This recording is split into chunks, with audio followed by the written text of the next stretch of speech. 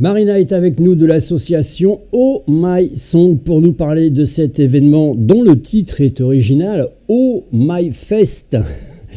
Alors, oui, on reste dans la logique.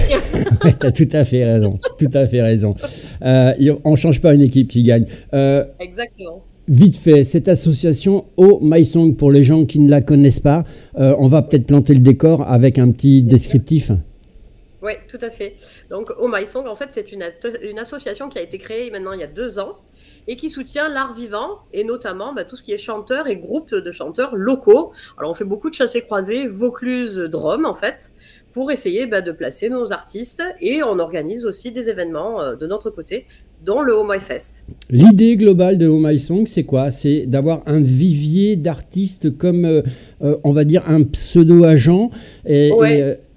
C'est un peu l'idée, ouais. C'est comme un pseudo-agent, sauf qu'on est une asso et que, voilà, on est tous bénévoles, donc on fait ce qu'on peut comme on peut, mais ils sont tous ravis parce qu'en fait, ça leur permet vraiment d'avoir un complément de ce qu'ils font eux aussi à côté, parce que de toute manière, ils démarchent toute l'année.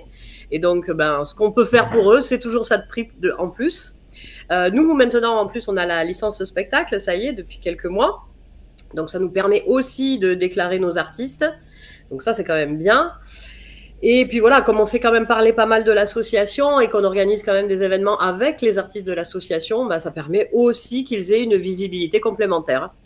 Alors, d'où te vient cette passion pour justement ces groupes divers de musique, qui soient français ou qui chantent aussi en anglais? D'où ça te vient? Tu étais toi-même peut-être ancienne chanteuse ou pas du tout? Alors non, je suis plutôt musicienne à l'origine. En fait, je jouais de l'orgue électronique à l'époque.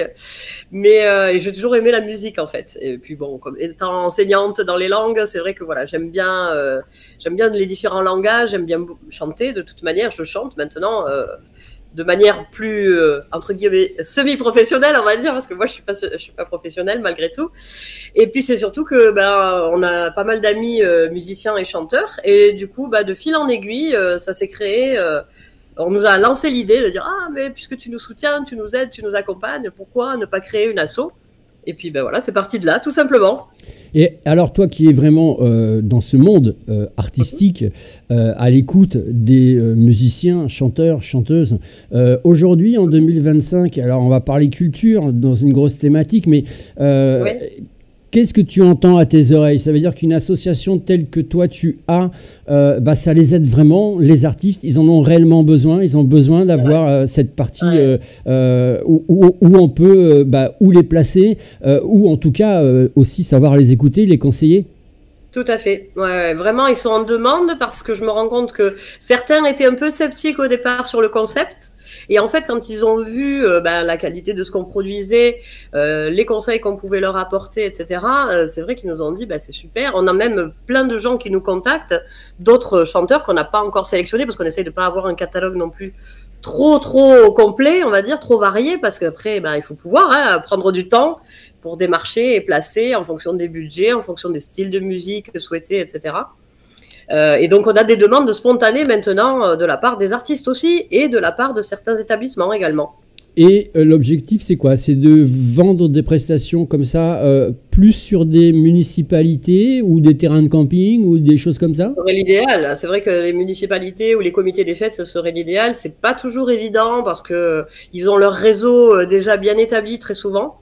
Mais sinon, après, il y a beaucoup de restos, de bars, de pubs, de camping, même des fêtes privées. Ça peut très bien être des anniversaires ou des choses comme ça.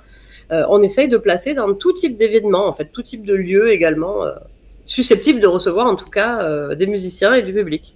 L'association Oh My Song, c'est par an combien d'événements organisés en moyenne?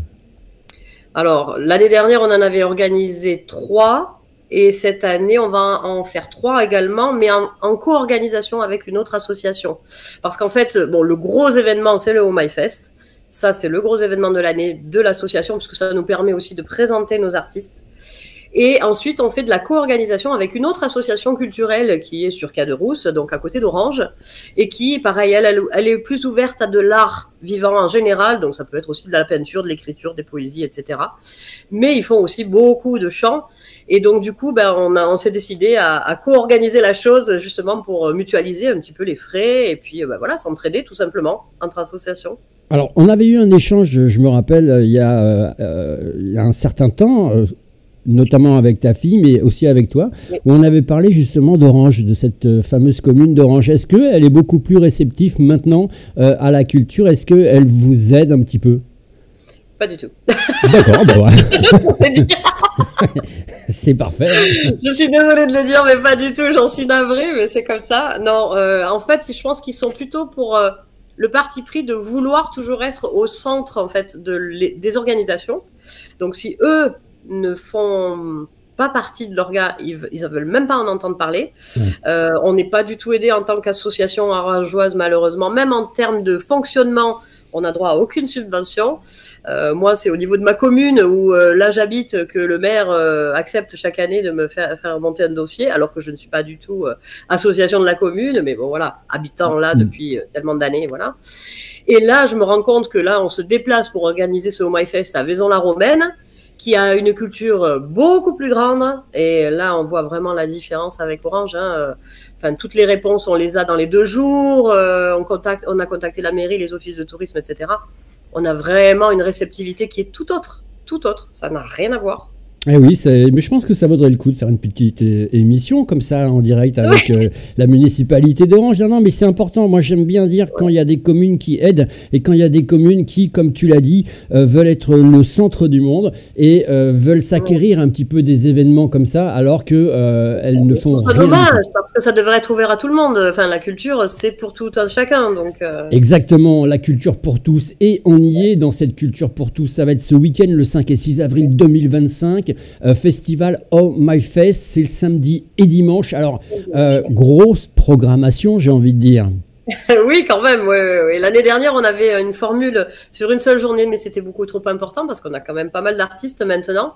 Et donc, on a décidé de faire 2 thématiques. Une thématique rock, pop rock le samedi soir et une thématique chanson française le dimanche après-midi. Alors comme ça veut il y dire en a un peu pour tous les goûts. Eh oui, non, mais c'est bien. Alors ça veut dire quoi? Ça veut dire que c'est combien de groupes à peu près qui vont passer? Comment ça se passe? Ouais, entre 6 et 7 groupes à peu près. Entre 6 et 7 groupes, alors ça veut dire quoi? Ça veut dire qu'ils vont faire 3-4 chansons et à peu près 4 chansons, ça fait un quart d'heure chaque style, le temps de changer un petit peu le plateau et ça enchaîne en fait. Et c'est animé, présenté, comment c'est? Alors oui, mais là par contre c'est nous qui le faisons, donc oui. On n'a pas de professionnels qui nous font l'animation. Je pense que c'est ma fille qui va s'y coller cette année. Oui. Elle avait l'air décidée, donc allez, on la lance aussi. Et bien. Alors, si les gens veulent venir, parce que c'est très important, on voit à l'écran le petit flash code qui peuvent flasher pour tomber directement sur la billetterie. Alors j'ai regardé, c'est pas excessivement onéreux. Non, du tout. On a mis 10 € par soirée, enfin par concert. Donc 10 € le samedi soir, 10 € le dimanche après-midi. Et on a fait un pass 2 jours à 18 € si les gens veulent assister aux 2. Voilà, oui, c'est vraiment... Oui, c'est très accessible. Franchement, c'est très accessible. On le veut justement accessible à tous pour que les gens puissent venir aussi en famille, voilà, pour s'amuser, chanter, danser. Voilà, c'est vraiment le but, c'est de s'amuser, quoi.